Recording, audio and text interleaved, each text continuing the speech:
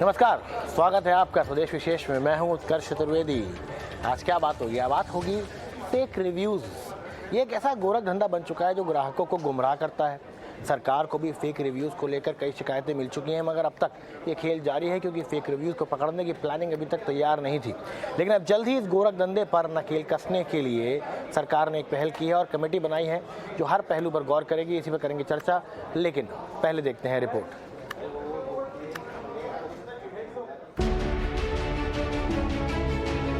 Deo brand layer shot के दो छोटे छोटे कुछ सेकंड्स के ऐड ने देश में ऐसा बवाल मचाया है कि सरकार भी सख्ते में आ गई है।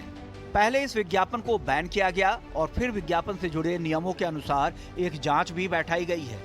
इसके अलावा विज्ञापनों को लेकर गाइडलाइंस भी लागू कर दी गई है, जिसके तहत लगेगी सरोगेट विज्ञापन पर नकेल।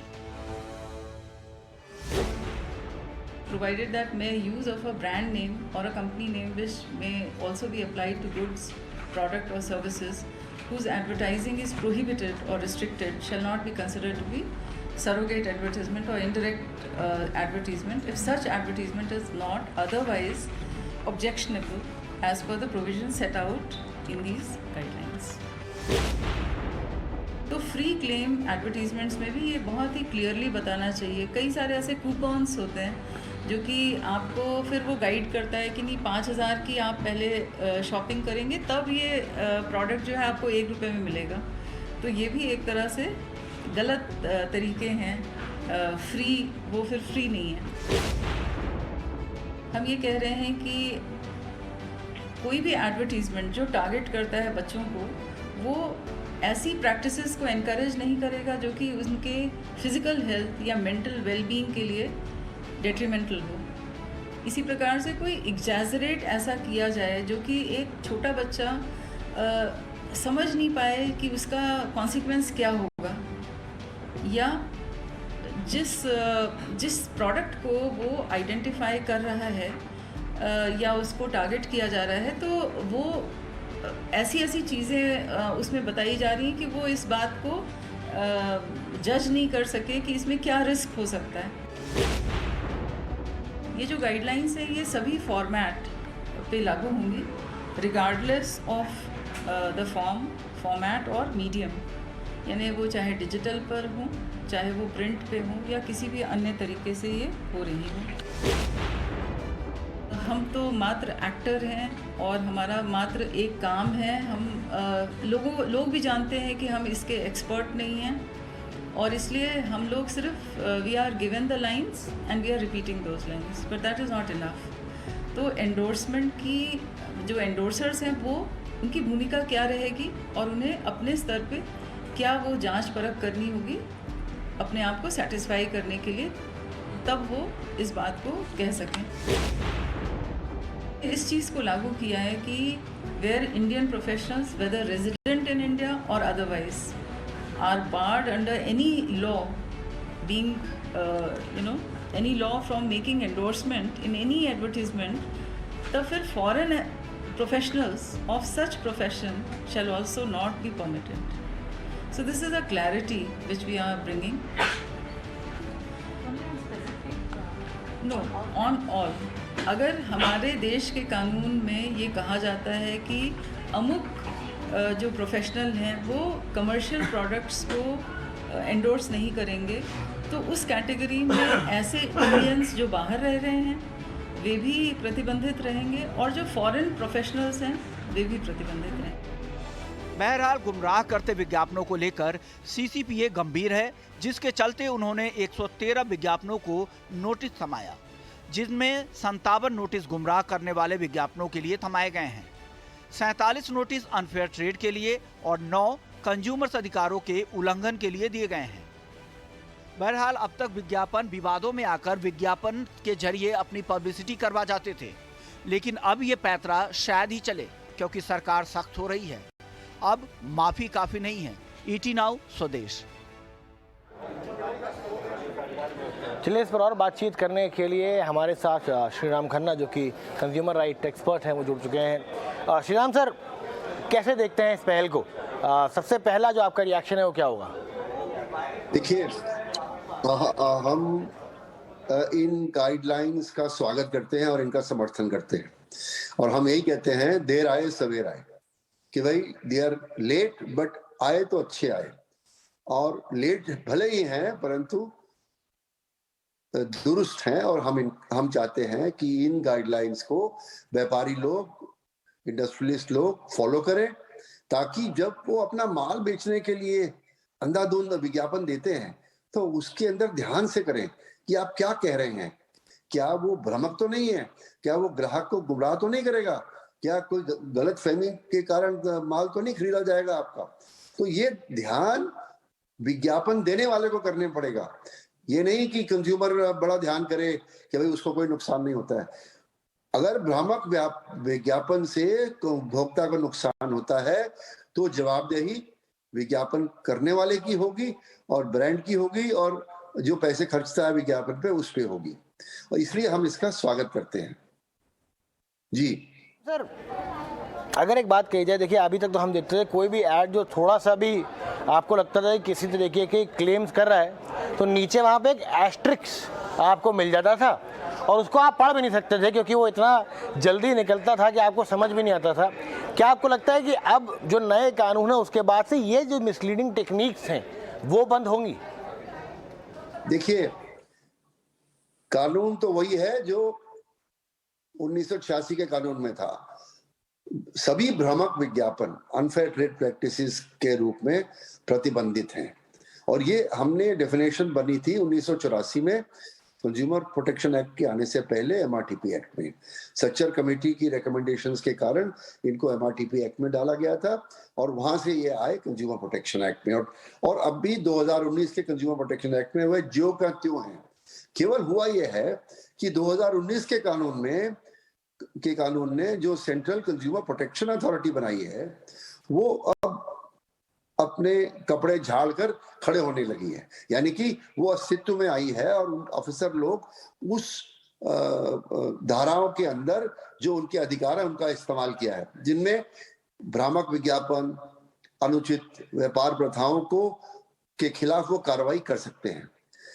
पहले भी ये कानून था अनफेयर ट्रेड प्रैक्टिसेस का, मिसलीडिंग एडवर्टाइजमेंट का, परंतु आम कंज्यूमर उसको कचहरी में लेके नहीं जाता था क्योंकि उसको कोई फायदा नहीं होने वाला था इसको ले जाने के लिए। हाँ, वो चाहे तो रुकवा सकता था ऐसे अनुचित व्यापार प्रथा या पर देखा यह गया है कि उपभोक्ता अपना समय, अपना पैसा, अपना वकील खड़ा करके वो लड़ाई क्यों करे अगर उसको फायदा नहीं मिलने वाला। इस कारण से इस तरह के जो केस हैं वो कंज्यूमर कचहरियों तक पहुंचते ही नहीं थे, और अगर आप पिछले 30 साल में देखें तो नाम मात्र ऐसे केस वहां पहुंचे होंगे जहां उपभोक्ताओं ने भ्रामक विज्ञापनों के खिलाफ केस दायर किया या अनफेयर ट्रेड प्रैक्टिसेस को चैलेंज किया। अब क्योंकि सेंट्रल कंज्यूमर प्रोटेक्शन अथॉरिटी का गठन हो गया है 2019 के कानून में, और इस अथॉरिटी का काम है कि इनको रोका जाए, तो इनको फुर्सत में, इनको हरकत में आना जो है इसका हम स्वागत करते हैं, और ये अपनी नींद से जागे हैं, ये बड़े अच्छी बात है, और हम चाहते हैं कि ये अच्छी कार्रवाई करके भ्रामक विज्ञापन, अनुचित व्यापार प्रथाएं और उपभोक्ताओं को नुकसान पहुंचे वाले तरीकों को बाजार में रोक लग सके, और इसलिए ये स्वागत योग्य है। जी, बातचीत करने के लिए हमारे साथ हमारे अपने सहयोगी समीर दीक्षित मौजूद हैं। समीर, एक बार जरा एक आम आदमी की भाषा में हमें 3 से 4 बातें बताइए जो कि आज जैसे हम कहते हैं भ्रमिक करने वाले विज्ञापन, कौन कौन से विज्ञापन हैं जो अब इस कैटेगरी में आ जाएंगे?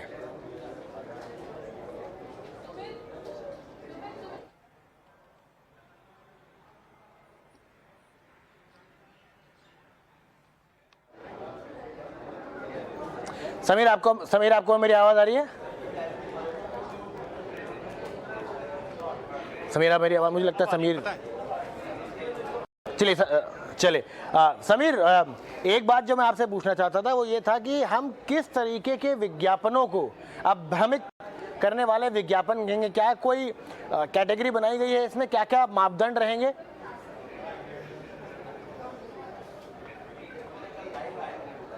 जी बिल्कुल, ये इस बार जो गाइडलाइंस जारी करी हैं ये फाइनल गाइडलाइंस हैं जो आज से वो लागू हो गई हैं, लेकिन इसमें जो दिलचस्प बातें हैं वो मैं आपको बताता हूं। जो विज्ञापन में सबसे ज्यादा आप देखते हैं सेलिब्रिटीज का रोल रहता है, वो इन्फ्लुएंसर्स का भूमिका निभाते हैं। सेलिब्रिटीज जो ब्रांड एंडोर्स करते हैं, जाहिर बात है उनका एक अपना विशेष प्रभाव पड़ता है ग्राहकों पर। यही वजह है कि जो गाइडलाइंस जारी करी है उसमें सेलिब्रिटीज को लेकर के भी अहम बातें कही गई हैं। मसलन ये कि अगर किसी सेलिब्रिटी का वो जो ब्रांड या प्रोडक्ट एंडोर्स कर रहे हैं, जिसका विज्ञापन वो कर रहे हैं, अगर उसमें उस कंपनी में उनका कोई स्टेक है, अगर वो उसमें मालिकाना हक रखते हैं, मान लीजिए 5% का भी रखते हैं, तो ये जानकारी उनको विज्ञापन में देनी होगी। अगर कोई सेलिब्रिटी, फिल्म स्टार किसी भी तरीके से वो किसी भी कंपनी में उनका स्टेक है और वो उसका विज्ञापन करते हैं, तो उनको इस बात की जानकारी विज्ञापन के जरिए देनी होगी। दूसरी बात यह है कि जो विज्ञापन वो कर रही हैं उसका ड्यू डिलिजेंस होगा, तभी वो विज्ञापन कर पाएंगे। ड्यू डिलिजेंस से मतलब यह है कि या तो उनको उस प्रोडक्ट या सर्विस के बारे में फर्स्ट हैंड वो खुद या तो यूजर रहें या उसके बारे में उनको सही जानकारी हो, तभी वो उसका एंडोर्समेंट कर पाएंगे। ऐसा नहीं हो सकता है कि सिर्फ आप पैसा लिया और आपने किसी भी विज्ञापन का प्रचार कर लिया, क्योंकि वो एक गलत तरीके से प्रभाव डालेगा ग्राहक पर। तीसरी अहम बात यह है कि चूंकि अभी आप देखें कि कई ऐसे प्रोडक्ट हैं, चाहे वो शराब हो या गुटखा हो, ऐसे कई प्रोडक्ट हैं जो किसी अन्य प्रोडक्ट की आड़ में बेचे जाते हैं। आप देखें कि कई ऐसे अल्कोहलिक प्रोडक्ट हैं जो सोडा के नाम पर या उनके पानी की बोतलों का प्रचार किया जाता है, लेकिन वो इंडिकेट यही करते हैं कि वो क्या कुछ और बेचना चाहते हैं। ऐसे गुटखे के मामले में देखिए, इलायची का प्रमोट करेंगे, लेकिन आपको पता है कि बाजार में प्रमुख रूप से वो क्या बेचना चाहते हैं। तो एक प्रोडक्ट की आड़ में दूसरा प्रोडक्ट जो बेचना चाहते हैं, इस पर अब नहीं चलेगा, इस पर रोक लगानी पड़ेगी। तो ये भी एक दिलचस्प है जिसका जिक्र इस गाइडलाइन में किया गया है। चौथी एक और अहम बात आपको बता दें कि आपने म्यूचुअल फंड या क्रिप्टो जैसे ऐड में कई बार देखा होगा कि जो लुभावनी बातें हैं वो तो बहुत आराम से बड़े बोल्ड अक्षर में दिखाते हैं और बड़े लाउड वॉइस में दर्शकों को बताते हैं, लेकिन जो टर्म्स एंड कंडीशंस हैं वो एकदम धीमे से लिखी होती बोली जाती हैं। तो अब ऐसा नहीं होगा। जिस फोंट साइज में आप दर्शकों को अपनी बात बता रहे, वही फोंट साइज उसी तरीके से आपको टर्म्स एंड कंडीशंस लिखना भी चाहिए, और जिस आवाज, जिस पिच पर आप एडवर्टाइजमेंट को बोल करके बता रहे, उसी पिच पर आपको टर्म्स एंड कंडीशंस भी बतानी होंगी। तो ये जो दो तरफा खेल चलता था कि जो सही जानकारी है, जो जिससे ग्राहक जागरूक हो रहा है, वो आप छुपा लो, तो वो चीज अब नहीं चल पाएगी। तो ये गाइडलाइंस आज से लागू हो गई हैं और इसमें अब एक बड़ी जिम्मेदारी यहाँ पर ग्राहकों की यानी कि बायर्स की है। अगर वो उनको लगता है कि कोई विज्ञापन भ्रामक है, जिसमें सही जानकारी नहीं दी जा रही है, तो वो उसकी शिकायत नेशनल कंज्यूमर हेल्पलाइन नंबर या फिर अलग अलग प्लेटफॉर्म पे जरूर करें, ताकि ऐसे विज्ञापनों को जो अभी भी चल रहे हैं उस पर रोक लगाई जा सके। समीर, एक बहुत इंपॉर्टेंट बात कही आपने यहाँ पे सरोगेट एडवर्टाइजिंग की। आपने बात कही कुछ ब्रांड्स की जो अल्कोहलिक ब्रांड्स हैं, कुछ ब्रांड्स की जो पान मसाला तंबाकू बेचते हैं इलायची के नाम पे, और वो इतने बड़े ब्रांड्स हैं कि देश के 2-2, 3-3 सुपरस्टार आपको उन एडवर्टाइजमेंट्स में इलायची बेचते हुए दिख जाएंगे। नाम मैं लूँगा नहीं यहाँ पर, लेकिन इन पे कैसे नकेल कसी जाएगी? तो क्या सवाल यह है कि अब इस तरीके के विज्ञापन नहीं हो पाएंगे?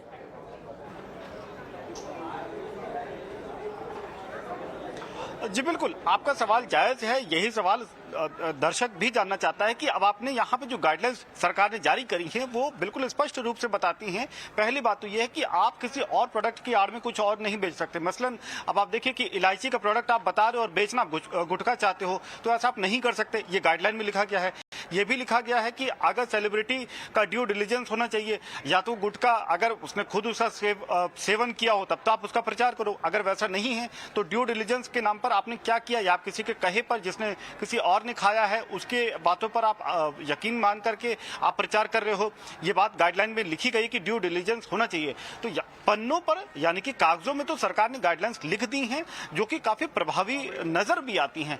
यहाँ पर मैं ये नहीं कहूंगा कि रातों रात क्या कुछ बदल जाएगा, लेकिन ये देखना जरूर होगा कि क्या सरकार ऐसे जो इन्फ्लुएंशियल पर्सनैलिटीज हैं, ऐसे बड़े बड़े कंपनियों के जो विज्ञापन है उस पर किस तरीके से रोक लगाती है। और तीसरी बात यह है कि सिर्फ सरकार ही नहीं बल्कि जो कंप्लेन रजिस्टर की जाती ग्राहकों की तरफ से, अगर वो कंप्लेन रजिस्टर करते हैं या नहीं, वो भी एक इंपॉर्टेंट एस्पेक्ट है। अगर वो ग्राहक कंप्लेन रजिस्टर करता है तो यहाँ सुनवाई करनी पड़ेगी सरकार को, तो वो भी एक इंपॉर्टेंट एस्पेक्ट है कि यहाँ पे गवर्नमेंट का रोल भी उतना ही इंपॉर्टेंट है जितना कंज्यूमर का या बायर का है। तो ये भी है जरूरी कि आप गाइडलाइंस लेकर के आगे, जो अभी तक नहीं थी, कम से कम गाइडलाइन आ गई है। अगर एक्शन होगा तो सीसीपीए के क्लास एक्शन भी हो सकता है, लेकिन अब यहाँ पर रोल दोनों का ही होगा। जी बहुत इंपॉर्टेंट बात कही है समीर ने यहाँ पे। और श्रीराम सर, मैं इसी बात को लेकर आप तक आना चाहता हूँ। कागज़ में सब चंगा सी बहुत अच्छा लग रहा है। ऐसा लग रहा है कि आज के शो के बाद हमारे कि मिसलीडिंग एडवर्टाइजमेंट जो हैं वो बंद ही हो जाएंगे। लेकिन सवाल ये है कि एग्जीक्यूशन कितना मुश्किल है यहाँ पे। क्या इसको एग्जीक्यूट कर पाना ऑन ग्राउंड उतना आसान होगा? देखिए एग्जीक्यूशन आसान नहीं होगा, क्योंकि जो कंपनियां, जो ब्रांड्स इश्तहारों पर करोड़ों रुपया खर्च रही हैं, एंडोर्सर्स को करोड़ों रुपया जो उन्होंने दिया हुआ है उसका फायदा उठाने के लिए वो इसको कंटिन्यू करना चाहेंगी। और उनके लिए सबसे आगे तरीका होगा कि अब ये मामला लीगली चैलेंज होगा, इसकी वैलिडिटी को चैलेंज किया जाएगा। मामले अब सीसीपीए के आगे आर्ग्यू होंगे, उसके बाद उनका ऑर्डर होगा तो उस ऑर्डर को हाई कोर्ट में या कंज्यूमर कोर्ट्स में चैलेंज किया जाएगा। तो अब इसके बाद वकीलों की भूमिका शुरू हो जाएगी। अल्टीमेटली इन गाइडलाइंस की जो इफेक्टिवनेस है वो इस बात पे तय होगी कि जो बड़ी कचहरियां हैं वो इसका अनुमोदन करें, उन लोग कहें ये सही गाइडलाइंस है। और ये तभी होगा जब कुछ ब्रांड चैलेंज करेंगे। और मैं तो समझता हूँ कि अगले 1-2 साल में ये झगड़ा चलते रहने वाला है। इतनी आसानी से एडवर्टाइजर्स और कंपनीज जो सैकड़ों करोड़ रुपए का धंधा करते हैं वो इसको इतनी जल्दी छोड़ने वाले नहीं है। तो इसमें तो वकीलों की पोबारा होने वाली है। जी चलिए, बहुत बहुत शुक्रिया सर आपका हमारे साथ जुड़ने के लिए। समीर, आपका हमारे साथ जुड़ने के लिए और हमें समझाने के लिए पूरा मुद्दा क्या है। जैसे कि समीर ने कहा, कागज़ तौर पे बहुत अच्छा है, लेकिन क्या आगे आने वाले समय में आप मिसलीडिंग एडवर्टाइजमेंट से दूर जाएंगे उसका पता नहीं। लेकिन मिसलीडिंग एडवर्टाइजमेंट से एक और मिसलीडिंग चीज़ की तरफ बढ़ते हैं अपने अगले सेगमेंट में।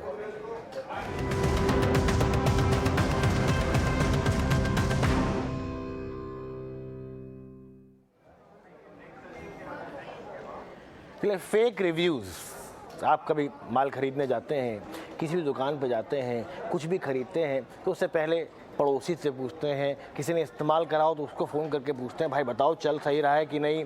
लेकिन अब डिजिटल का ज़माना है, आपने कहा कि क्यों अपना समय ख़राब करना, हम पढ़ लेते हैं लिखने वाले से। लेकिन जिसने लिखा उसकी मंशा सही थी? उसने लिखा, क्या उसने वाकई में उसको इस्तेमाल किया था, या वो एक मार्केटिंग एजेंसी का एक बॉट था, यानी कि एक ऐसा अकाउंट जो वाकई में इंसान भी ना हो खुद, और उसने आपको भ्रमित करने के लिए यहाँ पर उस प्रोडक्ट के बारे में 4 अच्छी बातें लिख दी हूँ। ये फेक रिव्यूज़ का गोरख धंधा अब बढ़ता जा रहा है, लेकिन अब सरकार की नज़र इस पर पड़ चुकी है और अब बहुत दिनों तक ये खेल चलेगा नहीं। इस पर बातचीत करेंगे, लेकिन पहले देखते हैं रिपोर्ट।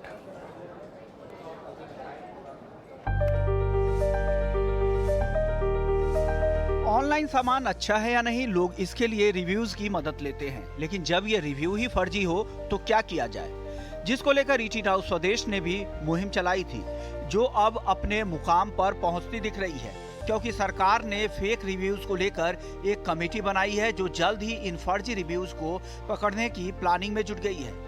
कंज्यूमर अफेयर्स मंत्रालय ने फर्जी रिव्यू पर रोक लगाने के मकसद से एक कमेटी का गठन किया है। Additional secretary consumer affairs ministry इस कमेटी की अध्यक्षता करेंगे और इस कमेटी में तमाम और अहम जो स्टेक होल्डर्स शामिल है, उसमें ई कॉमर्स के बड़े प्लेयर्स मसलन अमेजन, फ्लिपकार्ट, टाटा ग्रुप, ये सभी शामिल होंगे। जो एडवर्टाइजिंग काउंसिल है एस्की, वो भी में शामिल होंगे। इसी के अलावा जो कंज्यूमर राइट्स फोरम है उनके सदस्य भी इस कमेटी में शामिल होंगे। मकसद यही है कि फिलहाल आप अलग अलग प्लेटफॉर्म्स पे देखें, चाहे वो ई कॉमर्स प्लेटफॉर्म हो या फूड एग्रीगेटर प्लेटफॉर्म हो, वहाँ पर किसी भी प्रोडक्ट या सर्विस के नीचे जो फेक रिव्यूज पोस्ट किए जाते हैं वो ग्राहक को प्रभावित करते हैं किसी भी पर्टिकुलर प्रोडक्ट को खरीदने के लिए, और इसी पर रोक लगाने के लिए सरकार ने एक कमेटी का गठन किया है। दरअसल सरकार को लगातार ऑनलाइन साइट्स पर प्रोडक्ट्स और सर्विसेज को लेकर फेक रिव्यूज की शिकायतें मिल रही थी। इसमें फूड एग्रीगेटर्स और ई कॉमर्स वेबसाइट शामिल है, जिसके बाद सरकार ने ये तय किया है। चाहे वो फेक रिव्यूज़ हो, चाहे वो पेड रिव्यूज़ हो, यानी अब ये स्थिति आ रही है कि कई कंपनीज जो हैं इसे आउटसोर्स करती हैं, और तमाम कंपनीज का यही काम है कि वो एक तरह से कुछ रिम्यूनरेटिव पर वो रिव्यूज़ लिखते हैं। वो कम्प्लीटली फेक है, क्योंकि ना तो उन्होंने प्रोडक्ट को देखा है, ना उन्होंने सर्विसेज को देखा है। तो इस प्रकार से वो मात्र लोगों को एक गुमराह करके, धोखे में रख करके इस तरह के रिव्यूज़ करते हैं। तो इसको देखते हुए एक कमेटी बनाई गई और इस कमेटी में अच्छी बात यह है कि जैसे इंडस्ट्री एसोसिएशंस हैं, फिक्की, एसोचैम, जो हमारे CII, CAIT और इस तरह के ऑर्गेनाइजेशंस जैसे ई-कॉमर्स के एंटिटीज़ हैं, जिनमें सभी बड़े ई-कॉमर्स एंटिटीज़ और जो छोटे भी हैं, चाहे वो अमेज़ॉन हो, फ्लिपकार्ट हो, रिलायंस रिटेल हो, टाटा सन्स का हो, या फिर जो छोटे भी ई-कॉमर्स की एंटिटीज़ हैं उन सभी को, चाहे वो स्विगी, ज़ोमैटो वगैरह हो, तो इन सबको रखा गया है। क्योंकि कंज्यूमर के स्तर पे ये बहुत बड़ी एक समस्या है कि वो रिव्यूज़ को जब जा कर के देखता है तो वो सोचता है कि शायद एक थर्ड पार्टी, यानी कि एडवर्टीजमेंट्स के बियॉन्ड एक थर्ड पार्टी का एक वैलिडेशन है जो संभवतः एक कंज्यूमर है, तो एक फेलो कंज्यूमर कुछ बताना चाहता है तो वो उसको इसलिए वेटेज देता है। लेकिन जब ये देखा जा रहा है कि ये कम्प्लीटली फेक है, ये कम्प्लीटली पेड है, तो इस पर निश्चित रूप से कार्रवाई करने की आवश्यकता पड़ेगी। मैंने ये जो कमेटी है इसको हम लोग 360 डिग्री व्यू ले करके, सभी स्टेक होल्डर्स का इसमें व्यू ले करके हम इसमें जल्द से जल्द एक एक्शनेबल वर्क प्लान के रूप में हम सामने रखना चाहेंगे, जिससे कि जो कंज्यूमर के राइट्स हैं वो प्रोटेक्टेड रहें। क्या अभी तक कोई टाइमलाइन फिक्स किया है कि ये कमेटी अपनी रिपोर्ट कब तक तैयार करेगी या कब तक इसका सबमिशन हो पाएगा? आई थिंक 30 डेज में इसको किया गया है। रिव्यूज फेक है या रियल, सबसे मुश्किल तो इस बात की ही पड़ताल है। ऐसे में ये कह पाना मुश्किल है कि मार्केटिंग या फर्जी रिव्यूज वाला धंधा खत्म होगा या नहीं। ET नाउ स्वदेश। चलिए, इस पर और बातचीत करने के लिए हमारे साथ जहांगीर गही जो कि कंज्यूमर एक्टिविस्ट हैं, और साथ में जैस्मिन दावड़ा जो कि डिजिटल मार्केटियर हैं, तो वो मौजूद हैं। सबसे पहले जहांगीर सर, आपके पास आना चाहूँगा मैं।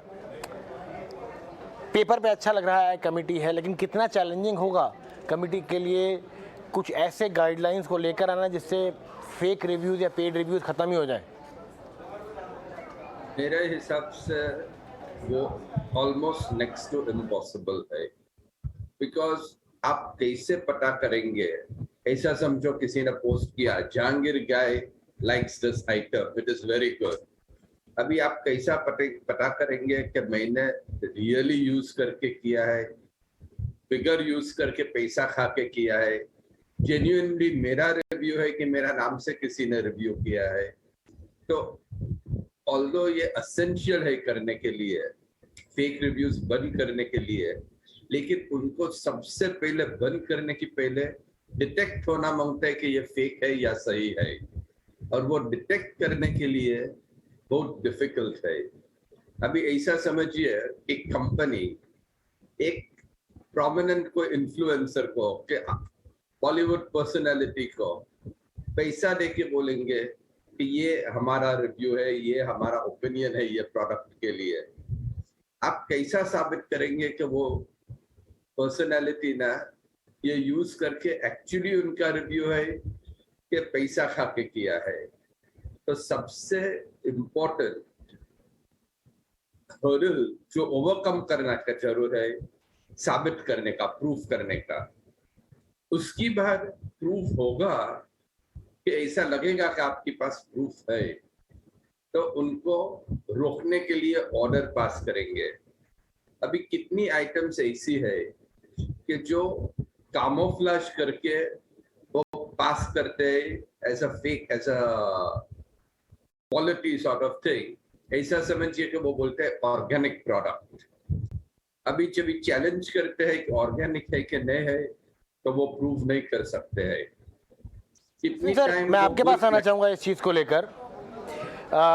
जो बात हमें यहाँ पे जहांगीर जी बता रहे हैं कि कैसे आप पता करेंगे, कितना मुश्किल है ये पता कर पाना, ये एक बहुत बड़ी बात है। तो इम्प्लीमेंटेशन कितना मुश्किल है? देखिए, आइडिएशन बहुत अच्छा है कि जनता को जो है वो फेक रिव्यूज़ ना मिले, रियल रिव्यूज़ मिले, लेकिन ये आइडिएशन से इम्प्लीमेंटेशन में बहुत ज़्यादा गैप है जो होना शायद तक मुश्किल हो। आप कैसे देखते हैं इसको?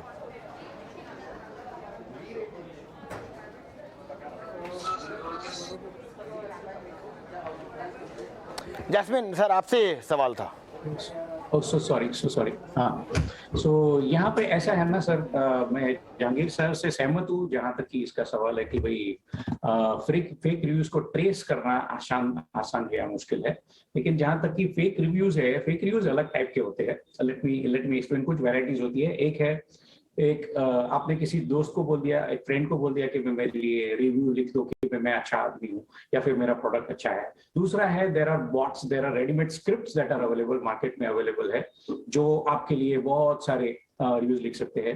There is a cashback reviews that will say कि भाई मैं आपको 25% ऑफ दे दूंगा अगर आप मेरे प्रोडक्ट को 5 स्टार रेटिंग देते हो। दूसरा होता है इन्फ्लुएंसर्स को, जैसे सर ने बताया कि भाई इन्फ्लुएंसर है who's getting paid to write something good about your article, एक पेड रिव्यू दिया गया है। So these are various aspects. इनमें से कुछ तरीके जो है हमारे पास ऐसे मेथोडोलॉजीज हैं। I am also into cyber security and a digital marketer. तो अगर आप आर्टिफिशियल इंटेलिजेंस का सहारा लेते हो,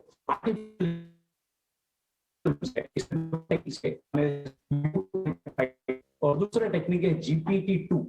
तो GPT-2 जो है वो ज्यादा एक्यूरेट है और वो आपको ये बता सकता है कि ये रिव्यू जो फेक है या ट्रू है, ऑलमोस्ट 80% टू 95% एक्यूरेसी के साथ आपको बता सकता है कि ये जो रिव्यू जो लिखा गया है, ओके, ह्यूमंस को अगर पूछा गया कि भाई ये फेक है या रियल है आइडेंटिफाई करना, तो ह्यूमंस के लिए मुश्किल हो जाता है। लेकिन यही चीज अगर मशीन करता है तो मशीन में इमोशंस नहीं रहती है, फीलिंग्स नहीं होती है, वो आसानी से मैकेनिज्म से साइंटिफिकली डिटेक्ट करके बता सकता है। और there is a lot of accuracy, lot of effectiveness involved, जिससे हमें मालूम पड़ता है कि ये ह्यूमन जनरेटेड फेक रिव्यूज है या फिर ये जेन्युइनली लिखा गया आर्टिकल। जैस्मिन सर, बहुत बहुत शुक्रिया जहांगीर सर हमारे साथ जुड़ने के लिए।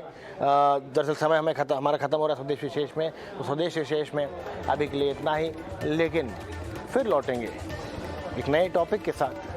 लेकिन तब तक आप देखते रहिए 18 स्वदेश और अपना और अपनों का ख्याल रखिए।